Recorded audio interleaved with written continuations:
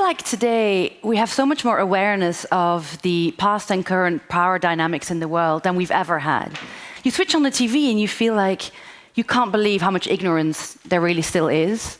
I feel like the way we look at gender and sexual identity and racial identity, minorities and age, is changing so quickly, but then it still feels like it's just not ever changing quickly enough. Progress is everywhere and is going fast, but it's not going at the same pace wherever you look. It depends where you look. So this ad, for example, it won a Bronze Lion at Cannes Lions in 2016. And it advertises aspirin for pharmaceutical giant Bayer, who I'm sure you all know. And it was an ad out of their Brazil agency, Almap BBDO. And it sort of looks like it's advertising a sexual act without consent, that of somebody filming somebody else without them knowing it. And it won the Bronze Lion, like I said. And Cannes Lions pulled it because it was scam, not because it was disgusting. And Cannes Lions pulled it, and the agency was very apologetic about it, and then the agency fired the person responsible. That was it. And then the same year, this came out.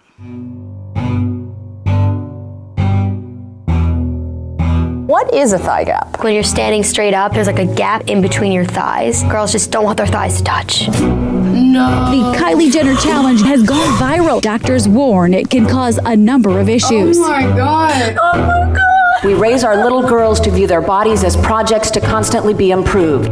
Advertising often trivializes battering, sexual assault, and even murder.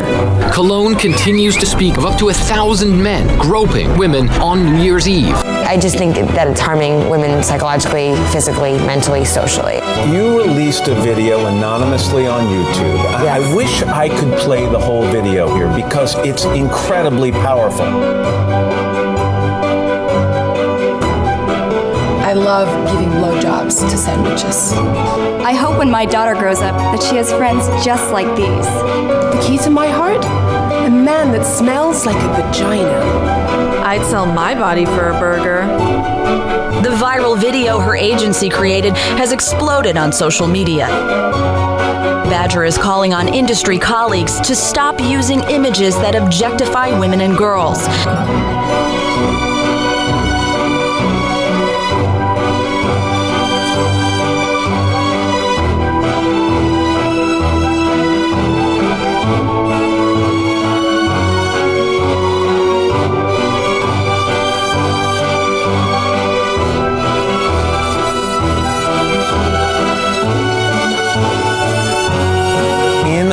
Where we hear over and over again, sex sells. Can you make a difference? Can you get the rest of the industry to go along with this?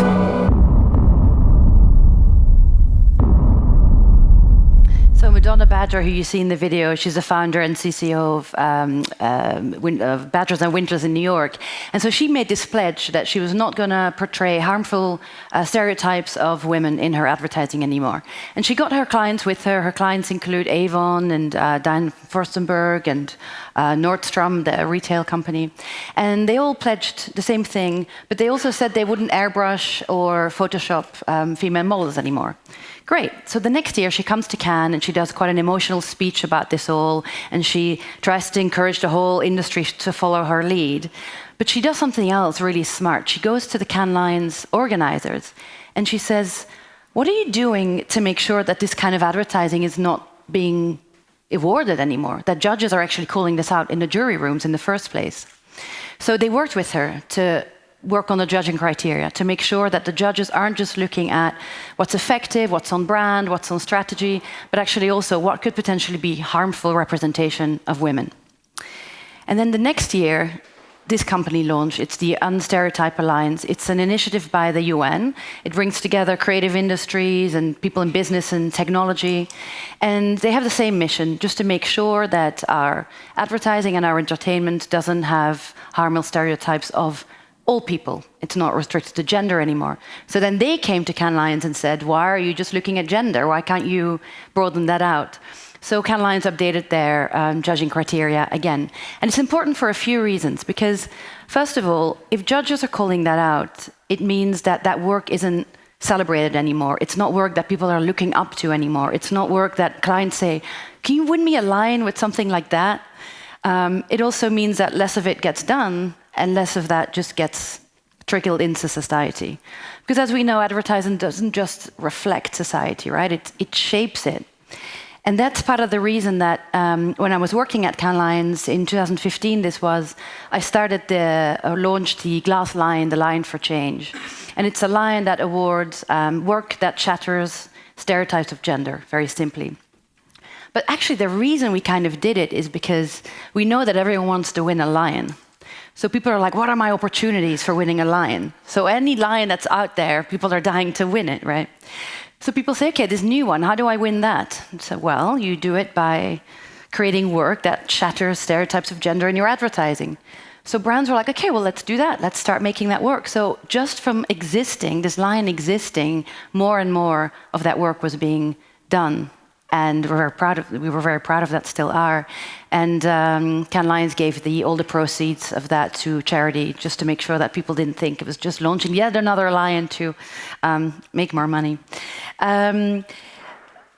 But it's not just that we're celebrating work that is shattering gender stereotypes. We're also banishing work that does the opposite, that reinforces it. The UK actually brought out a law last year that will ban advertising that has harmful representation of gender. And not just of women, but of men as well. They banned this ad, for example. You know how a lot of advertising uses like the useless dad in advertising? You know, the man that puts a red sock in whitewashing, or that doesn't know how to use the oven, or loses a child or whatever. This ad was for Philadelphia. Do people know it? Yeah, where two dads come into a conveyor belt restaurant and they get so distracted by the Philadelphia toast that they lose their kids on the conveyor belt. And then they say to each other, you know, let's not tell our wives. And I thought it was very kick-ass that the UK government banned this ad, because they reckon that, you know, that image of the useless dad is harmful for men and women at the same time. Sweden banned this meme, the distracted boyfriend. You know, in last year it was super popular, because they just didn't want that idea out there that men are so guided by their passion that they can't even hold a conversation. So back to this bear ad. When this bear ad was voted for in Cannes in 2016, the jury was minority women. There was a woman on the jury, but they had a minority. And so when Cannes Lions investigated, like, how did this actually get through? How did nobody pick up on that?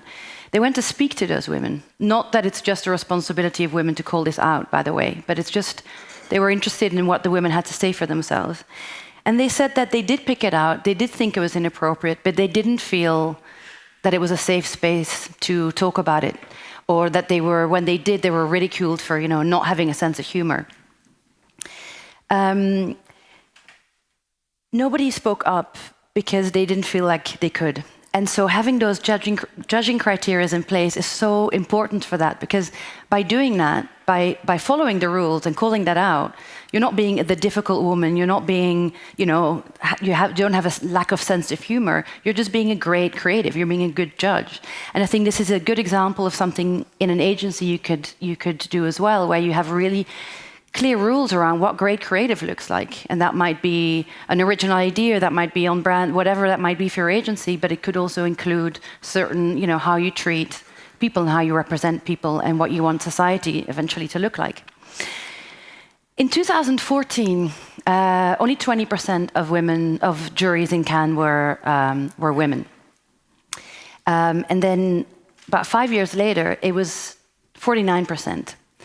It was last year. It was meant to be 50. I don't know if anyone can guess why it wasn't 50 in the end. But it's a reason that is never talked about, and it's hard to talk about. And I can talk about it because I don't work at Cannes anymore, and I can say whatever I want. But the reason is that women pull out of judging commitments and speaking commitments much, much more than men do.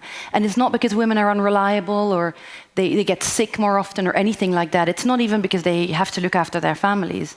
It's actually got a deeper reason, because we've been seeing this even when I was at Cannes for many, many years. So we did research and we spoke to women, and not like 5, I'm talking, dozens and dozens of women. And this is what we found. A man gets asked to be in the jury, and they then figure out that they're going to have a pitch in June. And so they go to their boss and they're like, I'm going to be away for 2 weeks, because I get to be on the jury, but there's a pitch. And their boss say, we're going to work it out. We'll work it out. And then the woman goes to her boss and she says, yeah, I'm going to be away for 2 weeks, but there's this pitch. And he goes, you're going to have to work that out. And there's this unconscious thing happening of the man is being encouraged to take something, to take an opportunity, but the woman has to somehow prove herself to have a treat, It's like not a holiday for her, but it's like an exceptional thing that she gets to do, rather than it's part of her job and it's going to be good for the agency. And it's a very subtle linguistic thing, but it's something that we just don't even maybe pick up on or don't talk about very much. This year, turns out, it's going to be just over 50%, they're promising me, so that's good news. When that bear ad was made in the agency in Brazil, there's a good chance that maybe in the room there were women present, or a woman, and maybe she did feel that ad was inappropriate, to say the least. And maybe she did feel like she didn't have the opportunity to speak out or have a safe space. Because, great, so you've brought in diverse voices in the agency, but now how are you going to hear them? How are you going to make sure they get heard? How are you going to listen to them? Well, one way, I feel, is to over-egg the diversity pudding. And by that I mean over-index. I was having a conversation with somebody recently, and she said to me, but it doesn't make sense. There's these companies and they have these quotas in place where they want to have 20%, say, people of color in the company, but the country is only 5% people of color. So, it doesn't make sense. But it sounds like a logical argument, but if you keep treating minorities as minorities, their voice will be a minority, and they will never be able to do the thing that you got them there to do in the first place. And that will show in your work, and consumers will pick up on that. Mark Pritchard, who's the chief brand officer from P&G, he said recently that brands that accurately and positively portray women in their advertising perform 26% higher in sales growth for P&G. And equally, and I'm sure you've heard this, a lot of this proof a lot today already, but HP a few years ago had a big drive to push their agency to do 2 things. One, when they come to pitch to HP, to make sure that the room, the team that pitches is diverse. And secondly, to make sure that the representation in their ads, mirrors society as well. And they saw a huge spike in their ad performance. Because diversity isn't the US government. It's not about how the US government should be. It's not about equal representation. It's not about being fair to the numbers. It's about doing better work. It's about having people there that can spot the harmful representation of a particular stereotype, that can point out a blind spot that you might miss, that can also point to certain opportunities that maybe no one's seen before. And on that, I want to show you the following spot by Tommy Hilfiger. Okay, honey. Here we go.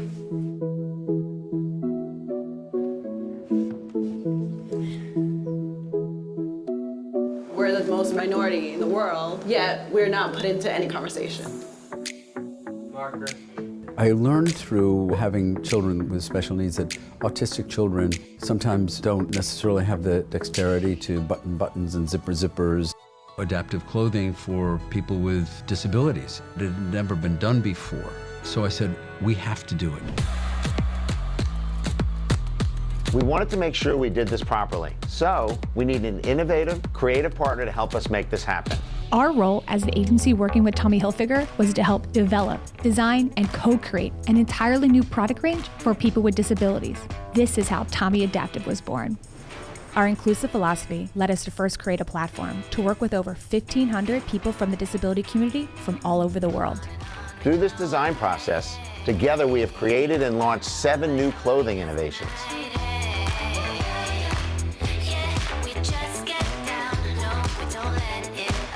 But to be truly inclusive, we had to go beyond the product. So we worked with Amazon to create the first accessible shopping skill for Alexa. Select option 1. Action. Our entire design process was inclusive, from our legally blind director to the cast, crew, and influencers. And every piece of marketing was made accessible with descriptive audio and closed captioning. And the response from our audience has been incredibly positive. These are going to be life-changing jeans. Can I just load it somewhere? The access to fashion and the empowerment and self-esteem that it brings should be considered a human right. This just happened because Tommy Hilfiger has children with special needs, but he spotted an opportunity. It's not just about doing the right thing, which is important as well, but it's about spotting an opportunity there. I was recently talking to this lady at BBDO in LA, and she's deaf, and she heads up this whole diversity initiative within BBDO, but she also is a strategist, and she gets involved in a lot of the strategy conversations with a lot of the brands, even if their target audience isn't at all part of the deaf communities. It's just about figuring out accessibility in general and finding certain opportunities which other people might not find, which I thought was interesting. Which brings me to this. Take diversity out of its silo. If you make diversity the responsibility of a small group, then it's never going to be the problem of the larger group, right? If you really believe that diversity is going to make the work better, then surely making the work better is everyone's problem, or everyone's opportunity, or everyone's remit. I recently saw this. I don't know if you know an app called, I'm sure you know, Fred, Fishbowl advertising. Fishbowl, do you know? It's not so popular in Belgium, you know? So it's basically an app where you can go on and you can vent about stuff, about your work, basically. You like the idea? Yeah, she likes it. You have it for lawyers, you have it for nurses, whatever, but there's different bowls for people in advertising as well. And you anonymously talk about issues or ideas you have, and people reply. And it's a gold mine. There's so much cool stuff there, and it gives you a really nice feeling of like what the industry is living. Anyway, there was this comment there that spoke to me. It says, I'm bored of white men acting like diversity in advertising is a humdrum trend that can be likened to bots and AR. And it spoke to me because I curate a lot of events and festivals and reports and panels and teams and stuff like that. And often when maybe I want to put forward somebody and I put forward an Asian woman for something, I've had clients say to me, it's not really about diversity, this thing, so we don't need this kind of thing. But this lady might be a neuroscientist or something like that. I've also found that when I curate a panel and it's 5 people and I put 2 women on it, people feel like I've done really well. They're like, you've ticked the diversity box, looking good, pat on the back. When I put 3 women in, people are like, what are you doing? What are you trying to do? Like, what are you trying to say? Like, what statement are you trying to make? It's like, thanks, we have enough of whatever minority group, right? They're great, but we've already got a black director that we worked with this year type thing. It feels like we're so not used to seeing the other that when we do, it feels like a statement, when actually it just is what it is. The next thing I wanted to talk about was to expose unconscious privilege. I know that you've talked a lot today about unconscious bias, but maybe unconscious privilege is something we talk a bit less about. And I know that you did, Fred, in your presentation this morning. But I want to tell you a story that I think illustrates this really well. I was working for Cannes Lions. It was 2000-something. I was on the Carlton Terrace, of all places. And I was introduced to this president of a creative company, very well-liked company. And he was a white man in his 50s. And I was introduced to him as the director of brand strategy for Cannes Lions, who was responsible for different initiatives to do with diversity within the company, and who'd also been a big driver to make sure that the juries were more gender equal. And he says to me, he's like, is it true that the jury this year is 40% female? And I was like, yeah, and we're very proud of that. Hopefully we'll get to 50 soon. And he said, you know that a lot of the other shows, it's only about 25% female? You know why that is? I was like, He said, because they only pick the very best people for the job. Oof. And I was like, well, it's tricky because the word best is a very complicated concept in this particular context for this and this reason. And also you can't forget that it's a vicious circle. You get put on a jury, you network, you get promoted, you get put on better briefs, you win more lines, you get on juries, you get promoted. And he looked at me and he was like, wow, you're so naive. And I didn't like that at all, but... and so then he said to me, so, okay, let me ask you this. If you were invited to speak at a conference, which I was doing a lot at that time, if you were invited to speak at a conference and the only reason you were invited is because you're a woman, would you accept it? And I said to him, do you honestly not think that your role at the company as president today has anything to do with your gender? I mean, no one's asked him if he's happy to take that job because he's a man. Why are you asking me if I'm happy to take a speaking role because I'm a woman? But it made me think of all these things that I'm sure a lot of you have heard before. Like, aren't you offended that you only got that job because you're of color or whatever it might be? And so I wanted to run you through some stuff that I hear a lot and you might hear a lot and what I usually say back in case it helps you. So one is, positive discrimination is offensive to minorities. So I say, okay, first of all, positive discrimination isn't a thing. Like reverse racism isn't a thing. Discrimination is never positive, What you mean is putting certain goals in place for diversifying your talent. And so to that I say, everyone gets somewhere somehow. And for many, it's due to privilege that is unspoken or even unconscious. And, that's just the reality of today. And maybe that's fine as long as it's conscious. And if you got to a certain position, if I got on this stage today because I'm a woman, that's the privilege I have today, and I'll be very happy to accept that. So everyone got somewhere because of some reason. So let's not forget that. The second is women and people of color are just so hard to find. But when they don't like it, it's like they're everywhere, But in other times they're hard to find. And I know in a certain way that's true. Like I said, I curate events. Sometimes it's much easier to find a white man to talk about something than it might be to find a woman, person of color, somebody with a disability. But there's so many resources out there for you. There's, just to name a few, there's Free the Work, which is a database of female or non-binary people behind the camera, so directors, editors, directors of photography. There's Where Are the Boss Ladies, which is basically an online database of ECDs and female ECDs and CCOs. There's 3% Conference, there's Ad Color, there's The Other Box, which is an initiative from the UK. There's Creative Equals that we've heard about today. There's a 50-50 initiative, and there's Invisible Creatives, which I'm a co-founder of, which is really simply a database of female creatives from all over the world. We're in like 40 countries. It's just a database where you can look for women according to job role or city or speciality. We have about 1,200 women on there. And I love it because every time people say, I wish I could hire a woman, but I just don't know any. I just go like, here's like 1,200. So that's been a very satisfying project. Another thing I hear a lot is, so how do I know if I can still pay somebody a compliment? And I think people in this context mean a compliment about physicality.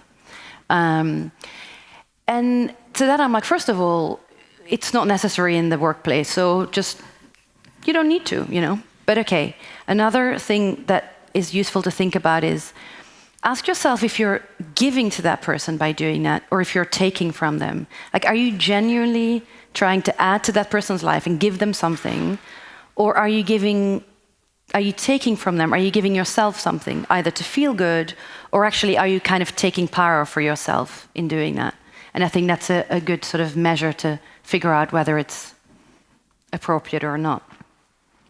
One of my absolute favorites or least favorite is I don't see gender and I don't see color. And to that I just say, like, you need glasses. I mean, it's one that's very offensive to me because, or more hurtful, I'd say, because if somebody says to me, I don't even see that you're a woman, they imply that they don't see it because being a woman is so shameful. It's like, I don't see it, don't worry, you know, because I know it's really embarrassing to be one. So I find that one of the strangest one, but one that I hear a lot, and I think people feel like it's a positive thing, but they don't think about how it comes across. Another one is when people say, I don't care what color you are, blue, purple. It's like there's no blue people, so there's you know. When brands first started thinking about representing people in different families in different way, gender in different way, it was a big deal, and it was so recent as well. I don't know if you remember this ad Honey made that was done by Droga 5 in New York in 2014 only, which sounds like yesterday. But they represented, the tagline is "This is wholesome," and they wanted to present wholesome American families, but give it a bit of a twist, and in this case used a gay couple. It got so much backlash. It was hated, and it had so many tweets on Twitter about how much people condemned it that actually they ended up printing out all the tweets and making a big art installation that spelled out love with it, which then became the basis of like a follow-up campaign. So it ended up doing really well for them. But that's only 5 years ago, and 6 years ago, and jump to 2020. Last week, this ad from British Gas came out in the UK.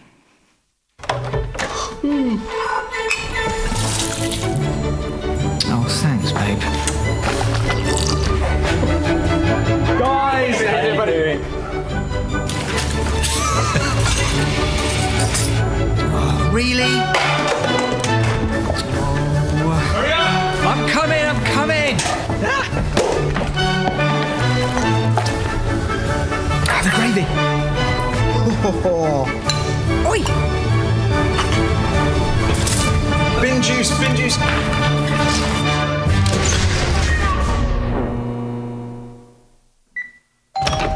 Hi, British Gas. All done. Bye-bye.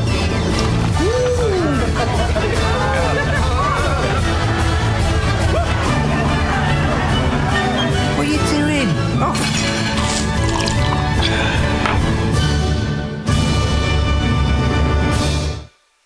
It's just natural. It's not, the ad isn't about a gay couple. It's about family. It's about living together. It's about the mess of life, and it happens to be, a gay couple. So I feel like it's a big difference, a big jump from that Honey Made ad only 5 years ago. Another one I hear a lot, and I'm sure you do as well, is you should only ever pick the best person for the job. And like I told you about that story of the Carlton Terrace. Who decides the criteria for best? What's best in this context? In this industry, best often means most awarded. But to be awarded, you have to already have a certain privilege. You have to be at the right time, the right space. You have to have the boss who believes in you, who puts you on a certain brief, puts you on Audi and not the local bakery. You have to, make sure your ideas are heard, and then you have to make sure that you're actually credited on the credit sheet. Because that often happens as well, where people don't get credited correctly. So there's a lot that... Best is a very complicated word. And actually, maybe the best person is the one who just has the perspective that you don't have in your team yet. Maybe you have 10 of the same and you need somebody who points out, the other point of view. And that's part of the reason that in 2014 I started the See It, Be It initiative. Do you know what it is? It's an initiative by Cannes Lions that is to accelerate women in creative leadership.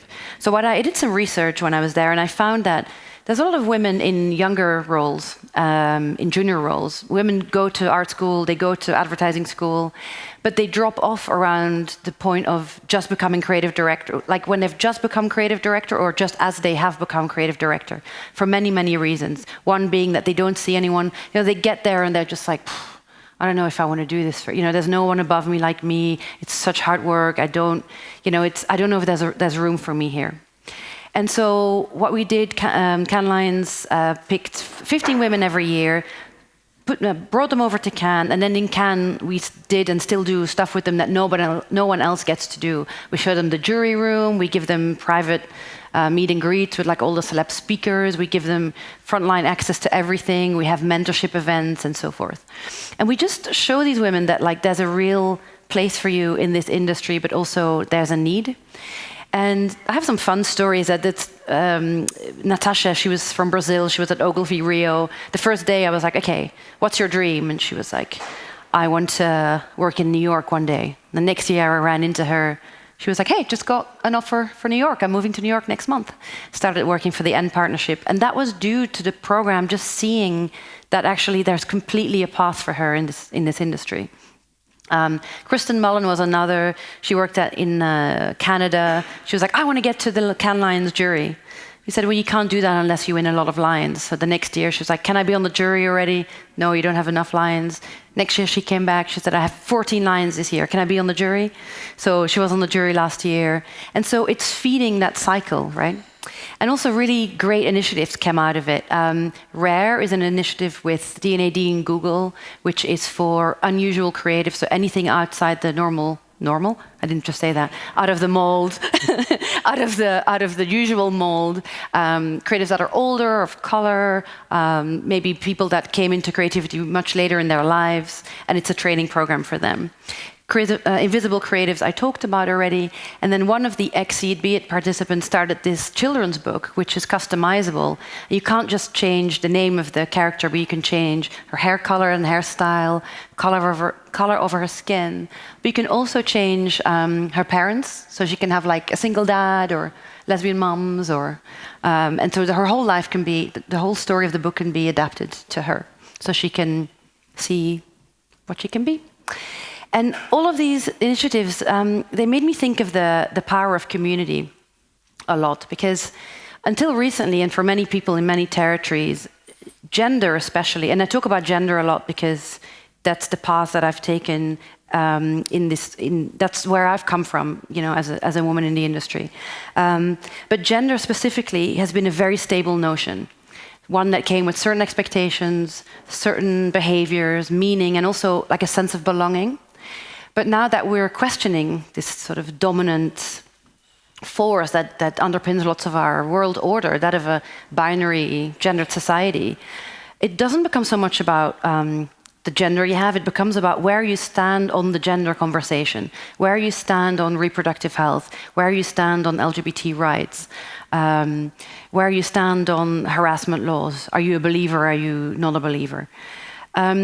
And a lot of the conversations I've realized around, especially gender, sexual identity, racial identity, minority age, so forth, they always play out on polar opposites. You're either like left or right, you're black or white, you're an ally or an enemy, you are a Democrat or a Republican, you're for or against.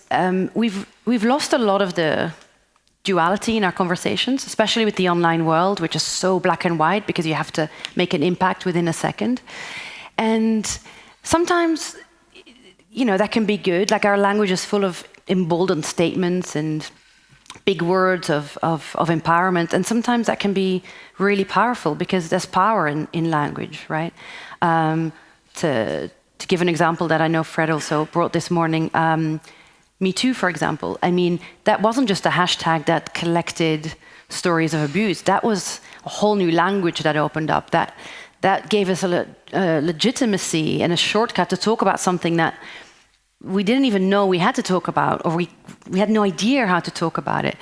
And it's so funny, I don't know if you in the room feel this, but it's become so much of a shortcut that you can talk to a friend of yours and you can say, I met this guy and what's he like? You go, it's a bit me too, It just becomes like it's just a shortcut for a lot of things, and it's now your therapist knows what it is, your parents know what it is, your partner knows what it is, and that's been very empowering. But because if you give something language, it crystallizes it, and the problem kind of becomes undeniable, right? But the downside of this is if you have a movement or you have a certain way of using language or you have a community, you build that insider community, that insider identity against something else, which is the outsider, right? And especially with We Too, that's been really clear from the beginning, that I know Fred talked about as well. For men, that was hard to get into. It was like a woman thing, the Me Too thing. So how were men able to even be part of that conversation? It was like, you don't get it, you don't get to talk about that. Or how were they able to help sort of dismantle that toxicity that allowed this in the first place? Because if we don't have empathy for the other side anymore, then we end up reinforcing the thing that was so harmful to us from the beginning. There's no space for discussion anymore. But there's one brand that recently did something that I loved. It's a very small thing. It's Avon. It's the 5th largest beauty company in the world. It's in Portuguese. They did it in Brazil. And what they did was they brought out a book, very beautiful looking book, and it's basically guidelines on how to talk to people with a different point of view. So it's like, make sure your room looks like this, and make sure you don't use these words, and why don't you try these kind of questions? And it had like games in it and questions, and it was like a little guidebook. It's small, you can carry it around. They launched it, and then they had films that went with it, and panels and events. It was so humble, so realistic, so helpful. It wasn't them trying to make a huge statement, but man, it really got headlines. It got on the national news. It really got them a lot of attention and revenue eventually as well. What they did was something that I haven't seen any other brand do. They said, "Hey, let's leave space for discussion." We're dealing with what do you call it? Fast-moving targets all the time. Like, this is okay, you can't say this, you can't say that. And you can try and jump on the bandwagon, as I think Steph said earlier, or try and keep up, or you can be irritated by it or angry, or you can just be like, I'm a bit confused about it, and have a discussion about it, but also leave room for that confusion. Because we're only going to get more confused as the idea of other is going to grow as we grow to be more ourselves in the future, right? There's going to be so many more others as time goes on. But eventually these specific spaces and movements that are specific to certain subgroups will become obsolete. I think we need to add a skill to our repertoire, which is to leave space for duality, for gray space, and to try and steer clear from this black and white, because it's in that gray space that you can find progress and that you can find the space to learn to have empathy and understanding, and eventually learn to find a space to all belong. I wanted to leave you with 3 questions that I thought of a lot when I was putting this presentation together. The first is, what do I expect of others and not myself? I find the Cannes Lions example great. People are always like, Cannes Lions are doing this, Cannes Lions shouldn't award this kind of work. But it's like, well, you're making that work. So why are you expecting that from people around you and not yourself? Why are you expecting things from entertainment but not from marketing? The second is, what privilege am I not conscious of? We all have privilege. We wouldn't be in this room otherwise. And I think it's totally fine, but it's good to be conscious of, because that places you in a better way to discuss with people who might not have had the same privilege, or maybe have other privilege that you don't know about. And the last is, what am I scared to admit that confuses me? What's that thing where you're like, hey, I'm a feminist, but I also kind of think this, or I don't want to be a racist, but then I kind of feel this. Why? What are those things, and why are you scared to talk about them? Because I bet you other people are confused by them as well. Thank you very much.